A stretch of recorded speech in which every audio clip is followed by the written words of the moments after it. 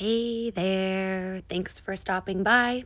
We're going to be looking at bridges today. We're going to take your bridges from not to hot. This is a correct bridge. Good job. Yay! We're going to get started with some stretching, starting with kind of a cat stretch. You'll notice that my elbows are straight, my wrists are about shoulder distance apart, and I'm using my abs and hip flexors to kind of pull my tummy towards my thighs while pushing through my shoulders. My shoulders are really active and engaged. I'm lowering my chest and looking up with my neck, resting my chin and chest on the floor. So now we're going to look at some progressions using blocks. The blocks are placed under my hands, shoulder distance apart. Again, notice that my elbows are straight. My shoulders are engaged. I'm using my abs to pull my chest down. I'm looking up. I'm trying to tilt the head upward. If you can't touch your chest to the floor right away, that's okay. Moving on to hip flexors. When we stretch our hips, it's really important to engage the glutes.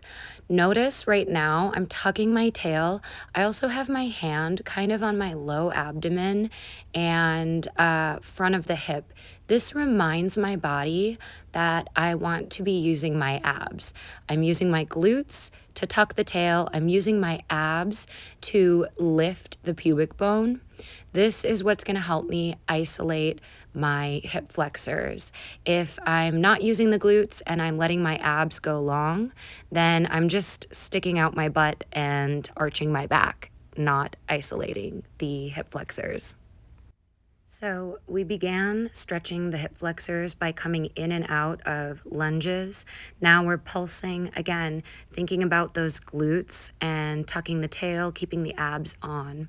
Right now, it looks like I'm doing a back bend, but I'm not. I'm squeezing my glutes, keeping my core strong, and all of this extension is really coming from my hip flexor.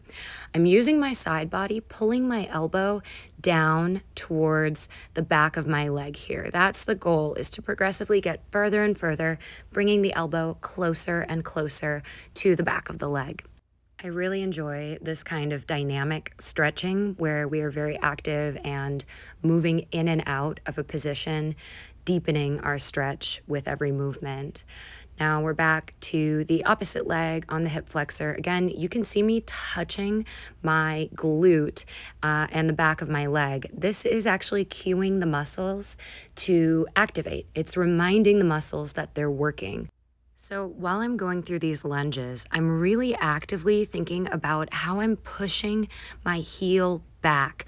I'm using my glute to make my back leg nice and long. Here, I'm just pulsing once again, tiny little movements that deepen the stretch, that bring my hip lower and lower, closer to the floor. And as always, there is a difference between bouncing and pulsing. We're aiming for pulsing, not bouncing. Here again, we're coming to that side body stretch, pressing down. The top of my thigh, top of my knee is pressing hard into the block, and I'm using my core in the space on the side of my body between my lowest rib and the top of my hip bone. Really squeezing, trying to close the gap there, pulling my armpit towards my thigh.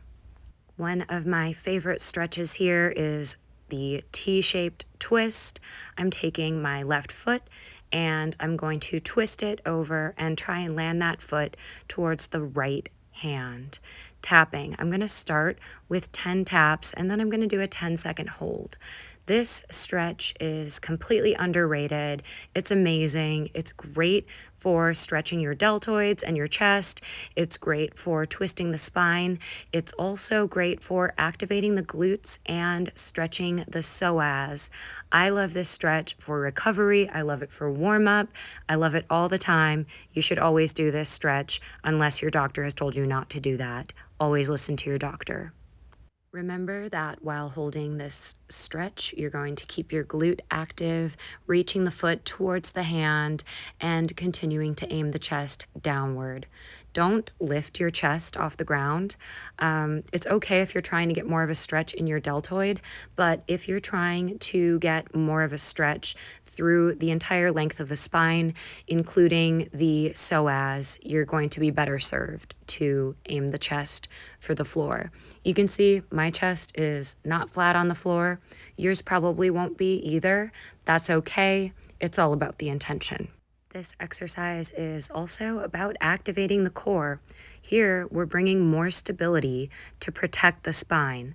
The way that we're twisting, the way that we're activating our muscles in our back, glutes, abs, and shoulders is fantastic for just protecting your body and preparing it for movement of any kind. Activating muscles properly and training them to sequence properly is also really important for injury prevention. So here I am on my tummy, on my elbows. I'm turning my elbows up, kind of making an M shape with my elbows, and the chest dropping low. What I'm doing is I'm squeezing the shoulder blades together, pinching the shoulder blades together while I lift my collarbones and look backward with my head. I'm trying to keep the coastal part of my rib cage down. You can see I'm not lifting all the way off the ground until the very last moment there. I'm keeping my chest as low as I can for as long as I can. Again, I'm going to come back and do this again, squeezing the shoulder blades as I push up, as I push back. This is activating all of these muscles that help me arch my back.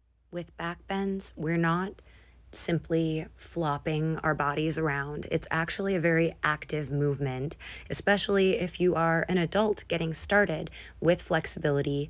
It's all about strength. It's all about teaching the muscles to do the work. Your muscles are what pull you into position. We need to gain strength and control over each of those tiny little muscles in there that are so powerful. We're going to start coming into some bridges here. I'm in a crab walk position with my fingers pointed towards the curtains, pointed in towards my body. And I'm pushing up through my legs, lifting my hips and reaching over my head.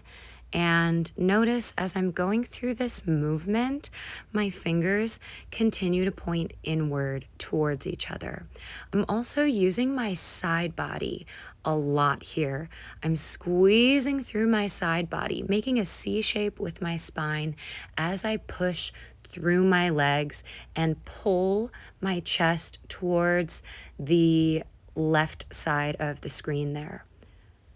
Pushing through the legs. Remember, your legs are very powerful. Also, in order to gain flexibility in our spine, we have to use our muscles. We have to activate those muscles to pull us through that movement. I love this. When I'm warming up my bridges, this is a very regular part of my warm-up. If that is not a way that you feel comfortable mounting bridges, we have an alternative. I'm pointing my fingers down towards my shoulders, keeping my elbows near my ears, pushing the hips up, using the legs, and then pushing through the arms to extend upward. Once I get here, I'm going to push through my legs and push my chest, again, towards the left side of the screen. My elbows are straight, my glutes are active, I'm lifting my hips nice and high while I rock back and forth, coming in and out of this. Again, dynamic movement. It's good. It's gooey. It's easy on the body, training your body to recognize a position that's safe and stable and building on that as we wiggle in and out of that pose. So what we have here is a pretty scary scene. This is a bridge where just about everything is going wrong. You can see my elbows are bent, my chin is pointed towards my chest, knees are way forward over the toes, really just dumping into the low back as my upper body kind of collapses and just sinks down. So let's repair this. The first thing we're gonna do is straighten the elbows. Good. And next, we're going to look towards your feet. Look between your hands. Please start doing this. Next, I'm going to step away, bringing my feet further from my fingers, and I'm pushing through my legs, extending my chest forward beyond my fingertips, And you can see here how much the shoulders are working, how much the upper back is stretching. And that is a bridge for you. These tutorials do not negate or replace professional individualized instruction and are for entertainment purposes only. Okay, thanks, bye.